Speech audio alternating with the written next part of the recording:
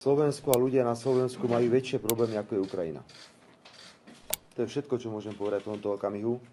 My si myslíme, že Ukrajina je obrovská tragédia pre všetkých. Zabíjanie sa vzájomné nikomu neprospieva. Poznáte naše oficiálne stanovisko.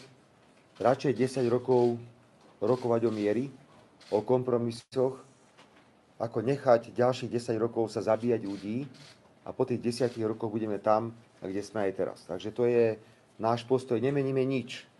Na tom, že sme pripravení Ukrajine pomáhať humanitárne, sme pripravení pomáhať pri obnove samotného štátu, ale náš názor na vyzbrojovanie Ukrajiny poznáte. Je mi veľmi ľúto, že celé voľby z pohľadu médií na Slovensku boli o tom, či budeme alebo nebudeme posielať na Ukrajinu zbrane. O tom voľby na Slovensku neboli.